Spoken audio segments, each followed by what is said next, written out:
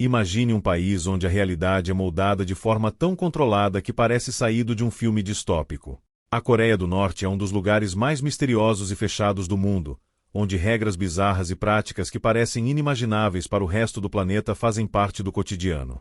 Neste vídeo, você vai conhecer 15 das coisas mais estranhas que só existem na Coreia do Norte. Prepare-se para descobrir desde códigos de vestimenta estritamente monitorados até a ausência de qualquer liberdade na internet. Já deixe seu like e se inscreva no canal para mais conteúdos curiosos como este. Número 1. Cortes de cabelo aprovados pelo governo.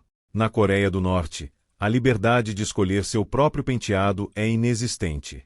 O governo autoriza apenas uma lista de 28 cortes de cabelo para os cidadãos, divididos em 18 opções para mulheres e 10 para homens. Os estilos são controlados para alinhar a população aos padrões do socialismo coreano, e qualquer corte fora dessa lista é considerado uma forma de rebelião. Esses cortes de cabelo padronizados refletem mais do que um simples controle estético.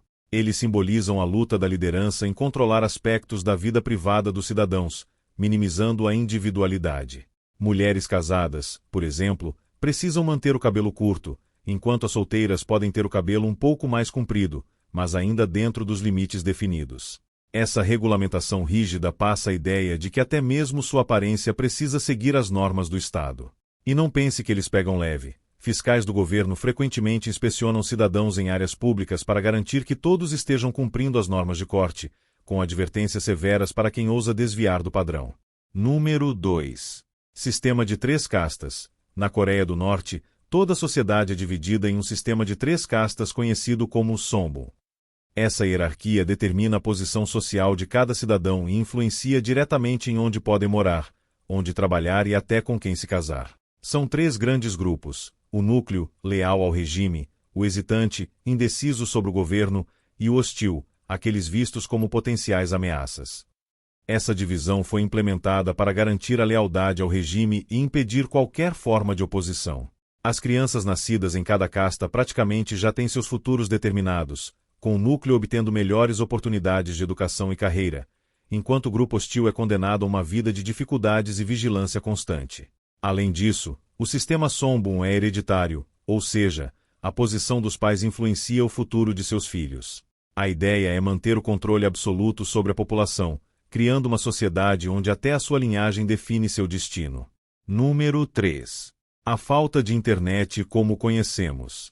Na Coreia do Norte, a maioria da população não tem acesso à internet global. Em vez disso, eles utilizam uma rede intranet nacional chamada Kangmyeon, que oferece apenas sites aprovados pelo governo e é rigorosamente monitorada. Isso significa que a população é isolada de notícias externas e informações não filtradas. Essa intranet limita o conhecimento dos cidadãos, deixando-os em uma bolha informacional onde o governo controla completamente o que pode ser acessado.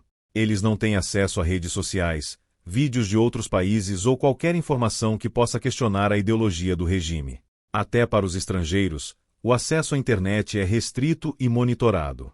Com essa rede controlada, o regime de Kim Jong-un consegue garantir que apenas a visão oficial do governo sobre o mundo seja disseminada, evitando influências que possam comprometer o regime. Número 4. Turismo supercontrolado. Se você decidir visitar a Coreia do Norte, saiba que estará sendo vigiado 24 horas por dia. Todos os turistas devem ser acompanhados por guias designados pelo governo, e qualquer movimento fora do itinerário aprovado é proibido. É um turismo monitorado, onde cada passo é controlado para garantir que a imagem do país fique preservada. Esses guias não são apenas acompanhantes, eles são fiscais que garantem que o turista não veja algo que o governo não quer mostrar. Não é permitido conversar livremente com os locais, tirar fotos de qualquer coisa ou fazer perguntas indesejadas. Tudo precisa seguir as diretrizes estritas do governo. Essa experiência controlada serve para limitar a exposição do turista à realidade norte-coreana. A ideia é deixar uma impressão positiva ou neutra sobre o país, isolando o visitante de qualquer imagem negativa ou crítica. Número 5. Escolas que ensinam culto ao líder. As escolas norte-coreanas têm um currículo que prioriza o culto aos líderes do país, desde Kim Il-sung até Kim Jong-un. As crianças aprendem desde cedo sobre a suposta grandeza de seus governantes, com matérias inteiras dedicadas à história e feitos heróicos da família Kim. Esse é o ponto central do ensino, visando formar cidadãos absolutamente leais ao regime. A doutrinação começa cedo, com histórias que mostram os líderes como figuras quase divinas, imunes a qualquer erro. O governo utiliza a educação como ferramenta para moldar a percepção da realidade e evitar qualquer forma de pensamento crítico que possa surgir no futuro. Essa prática cria uma geração de jovens que conhecem mais a história oficial do regime do que fatos históricos globais. Além de educação política, a ideologia norte-coreana é constantemente reforçada em todos os aspectos do ensino, fortalecendo a fidelidade à liderança. Número 6. Proibido importar ou usar jeans. Na Coreia do Norte, o uso de jeans é completamente proibido, pois é considerado um símbolo de decadência capitalista. O governo associa essa peça de roupa ao estilo ocidental, que representa o tipo de vida e valores que o regime tenta erradicar. Essa proibição é um exemplo claro do esforço para manter a população distante de influências estrangeiras, especialmente do Ocidente. A ideia é que o estilo de vida norte-coreano seja refletido em todos os aspectos, incluindo a moda.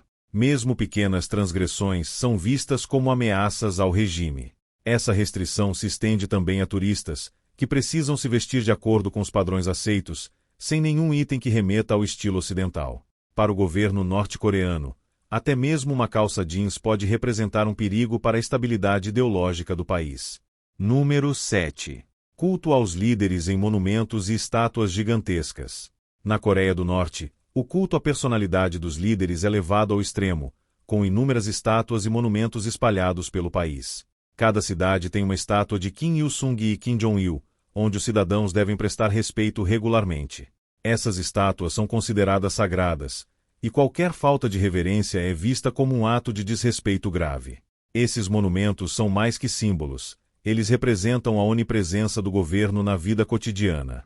Visitar esses locais e fazer reverências é praticamente obrigatório, e até turistas são encorajados a depositar flores e mostrar respeito aos líderes. As visitas são solenes e acompanhadas de guias que explicam a importância de cada monumento. Esse sistema de culto torna os líderes quase como figuras divinas, que devem ser adoradas e lembradas constantemente. A adoração aos líderes é inculcada desde a infância, formando uma cultura de devoção que impede qualquer tipo de questionamento sobre a autoridade do regime. Número 8. Uma semana de luto obrigatório pela morte dos líderes. Quando um líder norte-coreano morre, o país inteiro entra em luto oficial por uma semana. Nesse período, é proibido realizar qualquer atividade festiva, como casamentos ou celebrações, e até expressar alegria é considerado inapropriado. Em algumas ocasiões, os cidadãos são obrigados a participar de sessões de luto coletivo em praças públicas. Essa prática é imposta para demonstrar o amor e respeito dos cidadãos aos líderes, reforçando a imagem de devoção do povo ao regime. Famílias, comunidades e até empresas são monitoradas para garantir que o luto seja respeitado de maneira adequada. Falhas no cumprimento dessa prática podem resultar em punições. O período de luto também envolve cultos em massa e até práticas de choro coletivo, onde os cidadãos devem expressar sua tristeza. Essas demonstrações públicas servem para enfatizar a unidade e lealdade ao regime, reafirmando o comprometimento do povo com seus governantes. Número 9. O uso de propaganda em todos os meios de comunicação. Na Coreia do Norte, os meios de comunicação são totalmente controlados pelo governo e operam como ferramentas de propaganda. Televisão, rádio, jornais, tudo segue uma narrativa única que exalta o governo e demoniza o mundo ocidental. Notícias sobre conquistas da liderança e proezas do exército são constantemente difundidas, enquanto questões internas e crises são omitidas. A programação é limitada a conteúdos aprovados, e qualquer informação internacional é filtrada e reinterpretada para se alinhar à visão do regime. Esse controle rígido sobre a mídia garante que a população receba apenas a verdade oficial, sem espaço para opiniões divergentes. Com essa estratégia, o governo mantém o povo num estado constante de lealdade e alerta contra supostas ameaças externas. A propaganda é intensa e constante, chegando ao ponto em que muitos cidadãos norte-coreanos acreditam que o país é o mais desenvolvido e justo do mundo. Número 10. Escolas de música e performances para turistas. Na Coreia do Norte, muitas escolas e academias de música treinam crianças para realizar apresentações impecáveis e altamente sincronizadas, que impressionam qualquer visitante. Essas performances são, na verdade, cuidadosamente planejadas para impressionar os turistas e reforçar a imagem de disciplina e perfeição do país. Essas apresentações são organizadas de forma a mostrar a dedicação do povo ao regime, com danças e músicas que exaltam os líderes. As crianças começam o treinamento cedo, ensaiando rigorosamente para que cada movimento seja perfeito. A intenção é impressionar e distrair os visitantes da realidade da população. Embora belas e coordenadas, essas performances escondem a pressão e as condições de treinamento rígidas por trás das cortinas. Muitas vezes, o governo usa essas apresentações para construir uma imagem positiva do país, enquanto esconde problemas estruturais e limitações de direitos humanos. Número 11.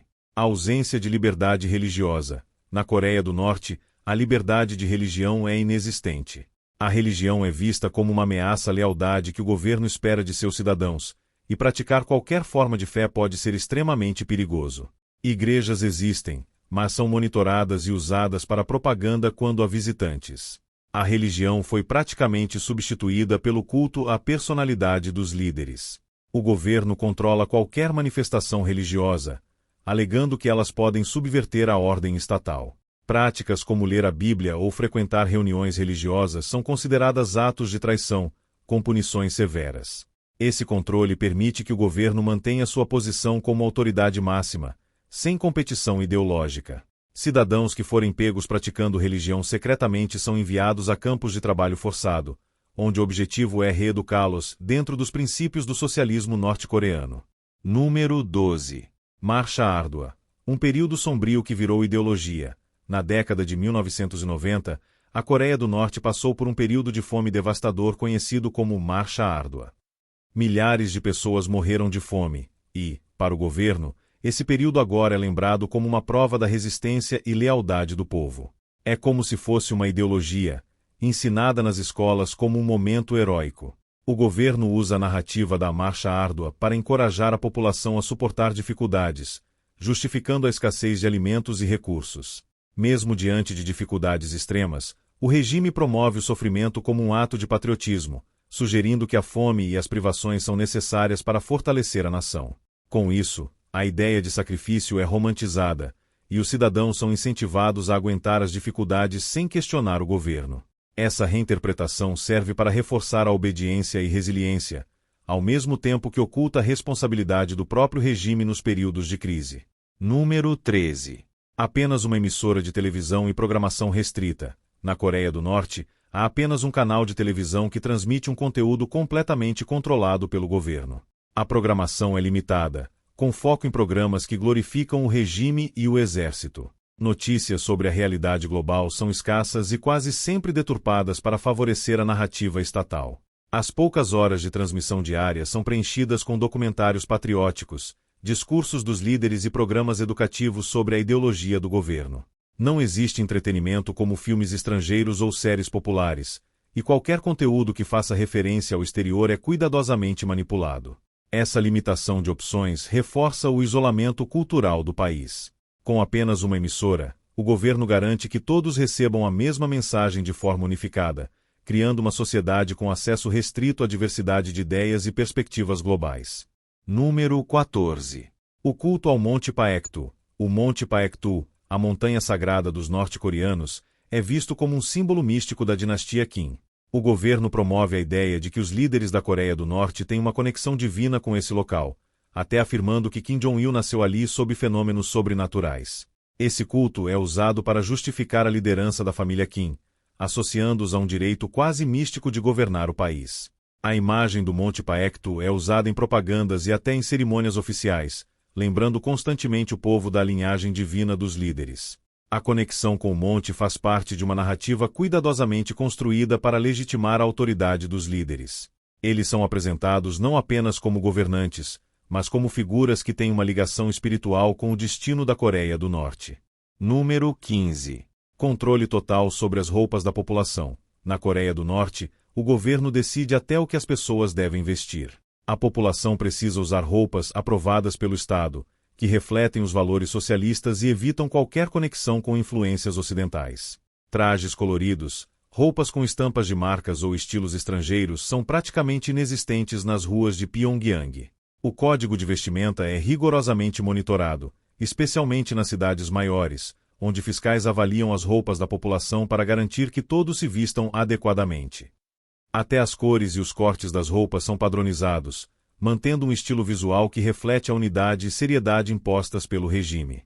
Essa imposição não se limita apenas aos cidadãos comuns.